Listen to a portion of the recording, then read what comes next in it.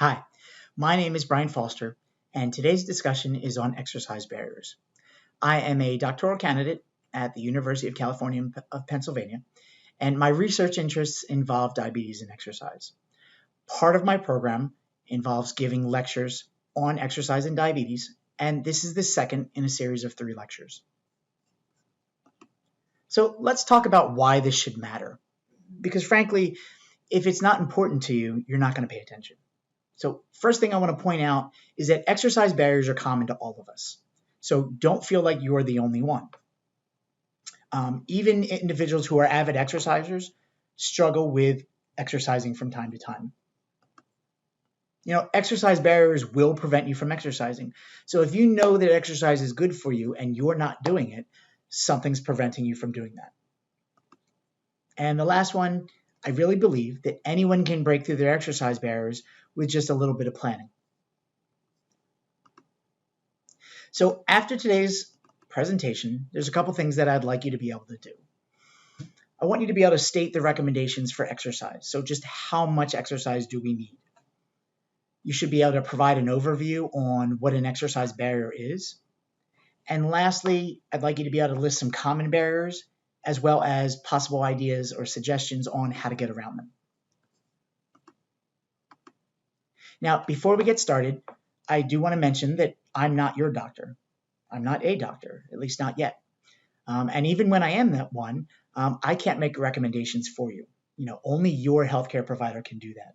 So if you happen to hear some information in this presentation that you really like, that's wonderful, and that really makes me happy. But what I'd like you to do is to take that information and talk to your healthcare provider about implementing it. Okay, so how much physical activity do we actually need?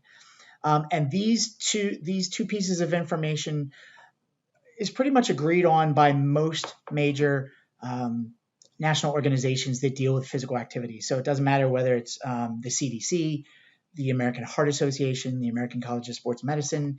They all really agree on these two things, that one, you need 150 minutes of moderate intensity aerobic activity, and 2, you need at least 2 days of muscle strengthening activity.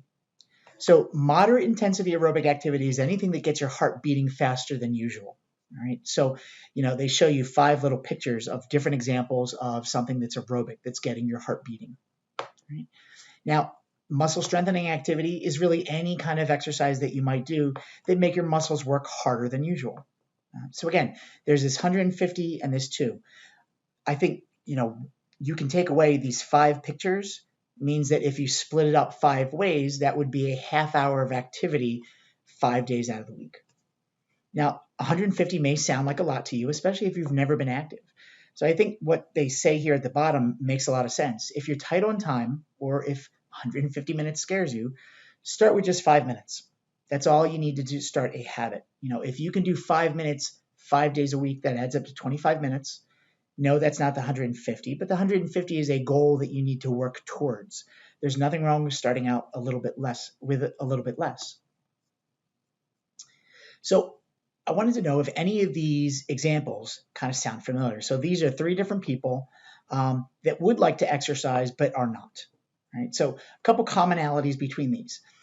It looks like they want to exercise. They probably know that exercise is good for them, but there's also a commonality in that reason that they're not. They all give a different reason as to why they're not going to do it. So even though they may want to, the end result is that they're not doing it. And that kind of introduces the idea of an exercise barrier. So an exercise barrier is anything that prevents us from engaging in the exercise that we want to do.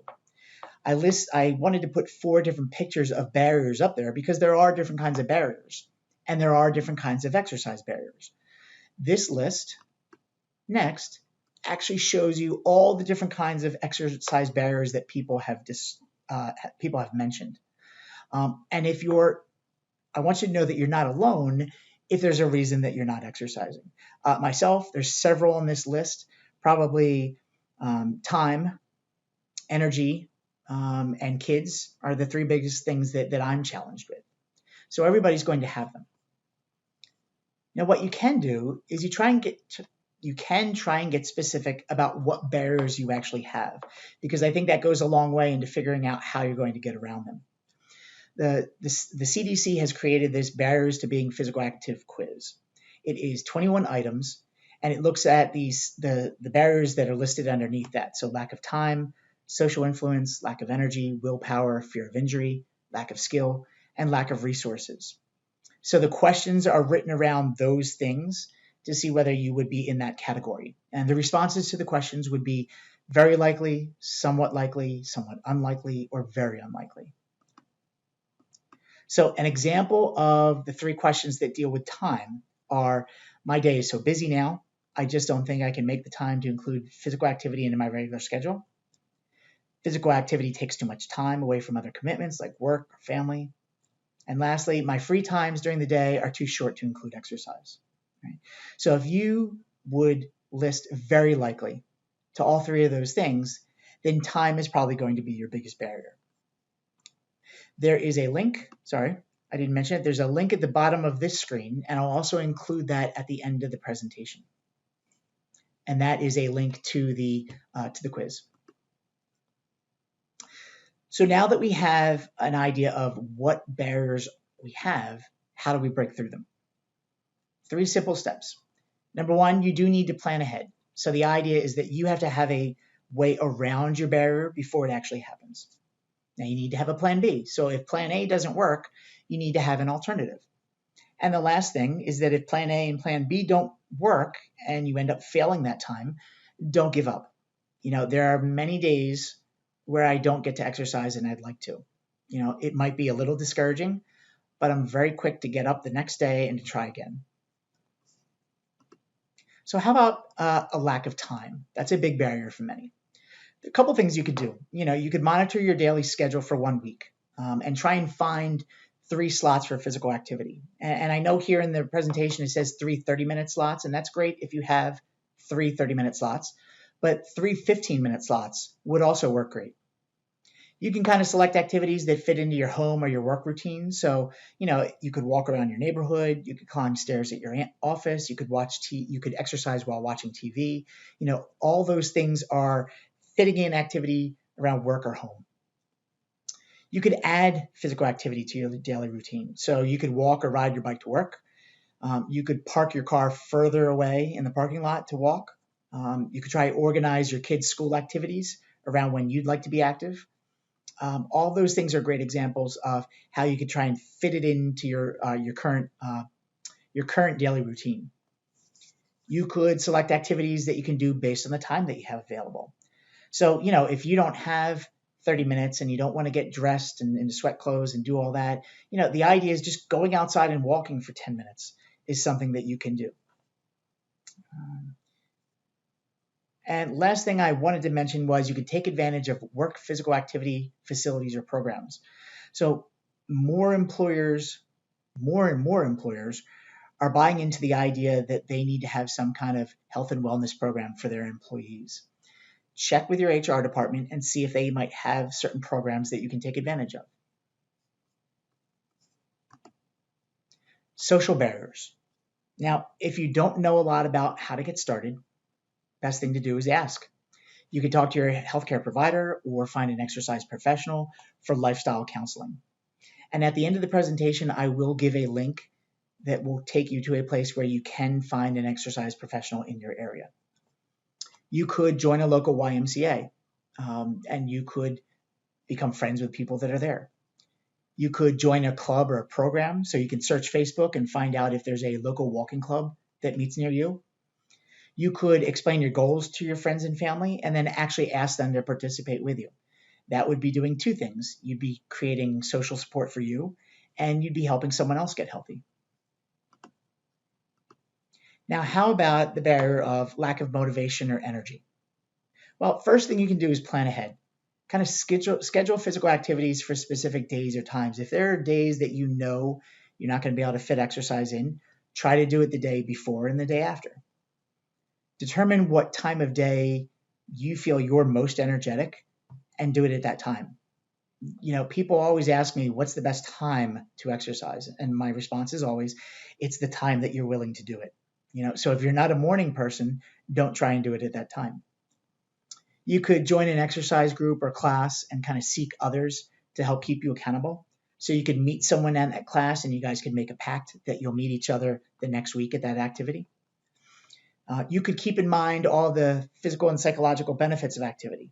There are numerous ones, and what you could do is you could write them down and actually put that on your refrigerator door. Oh, I breezed over this one, and it's a good one. You could take a selfie of yourself after exercising. Most people, at least I'm in this category, if they go ahead and exercise, they typically feel better afterwards. You could actually take a photo of yourself afterwards and use that kind of as a motivator on your phone. You could sign a contract with a clear description of your goals and how you'll meet it. Sometimes writing them down gives you a sense of ownership.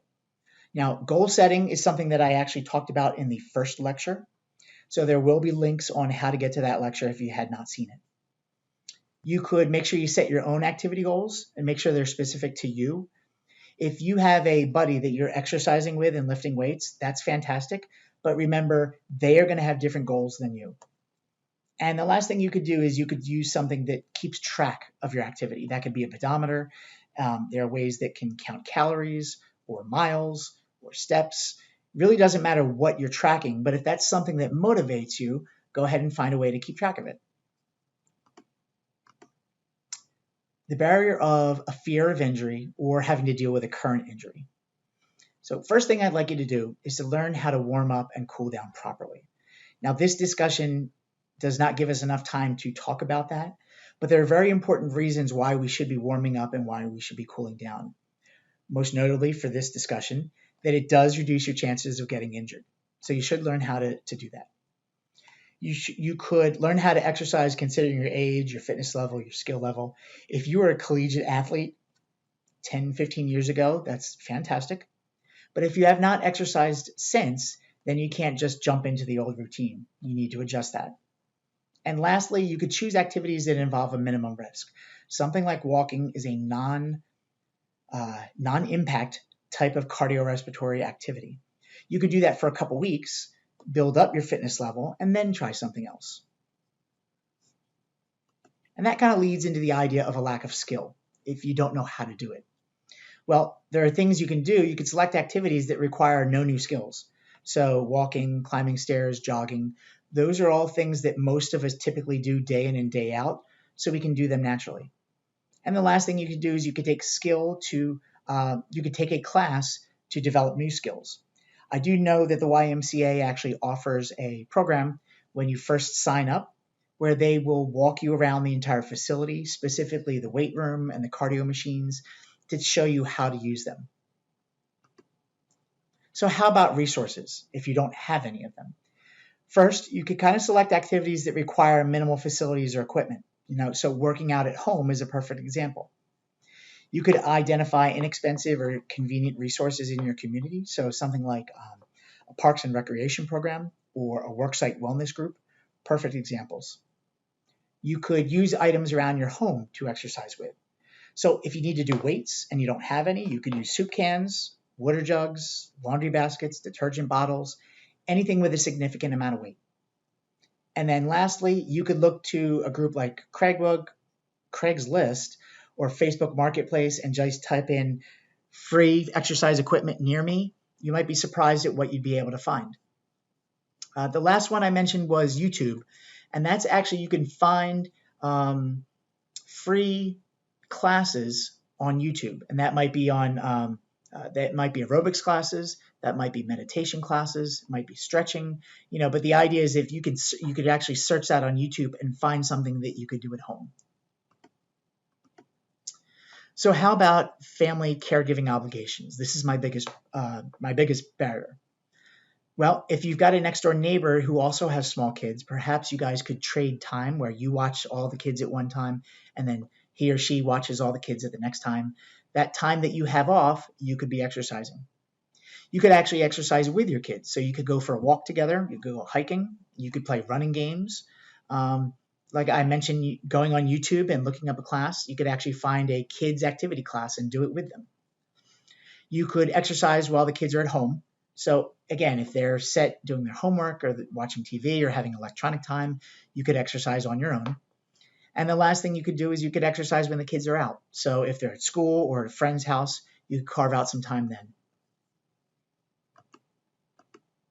How about frequent work or leisure travel? If you are on the road 5 or 6 days a week, then sometimes you don't have the opportunity to exercise at your home gym.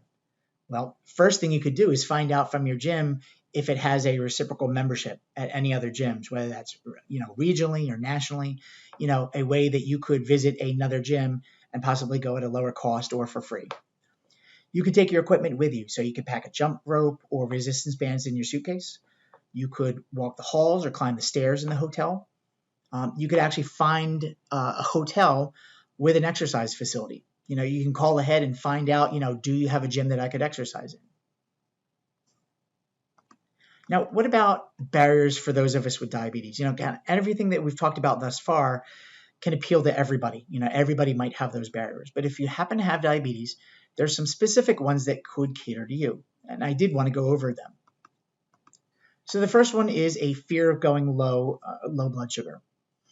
If you're taking insulin or you're taking any kind of oral medication that may lower your blood sugar, then this is a concern for you. The first thing I would recommend is that you always want to carry fast-acting glucose with you. You should always have it in a pocket. You should also have maybe your phone with you when you're exercising outside, so if you needed to call for help. You should also have some type of medical ID. I wear something called Road ID, which is kind of it's a exerciser's version of a medic ID, and it's something great you can purchase, but you don't have to get that. There are lots of different examples of medical ID that you can purchase, whether it's a bracelet or a necklace or something that you could wear on you. And the last thing you could do is you could exercise with a friend or a family member. Again, kind of pulling other people into this exercise journey helps you and helps them. Now, how about the last one? A low level of knowledge of the disease. So if you don't understand a lot about diabetes, what can you do about it? Well, first thing you could do is you could talk to your healthcare professional or possibly an exercise professional about how exercise affects diabetes. You could join a support group. There are places like the American Diabetes Association, the Juvenile Diabetes Research Foundation. Both of those have kind of zip code searches in them, where if you pop in your zip code, it will tell you where there is a local support group. And the last one I wanted to mention was triabetes.net. So this is a diabetes support group on exercise that I'm starting in Chester County, Pennsylvania. It is going to have kind of an online presence as well. So if you're curious about exercise, you could go there and get some great information. So in summary, I want you to know that everyone needs exercise and everyone has barriers to that. You might be more prone to some barriers than others, and it's important for you to be able to identify them. The best way to get around exercise barriers is to plan ahead. So it's always important to have a plan. And you do want to find what exercise barriers work specifically for you and simply make them a habit. Repeat them over and over. I hope this presentation was good for you. I hope you learned something. If you'd like to leave me any comments, please feel free to do so at the bottom of this page. Thanks so very much, and get out there and get exercising.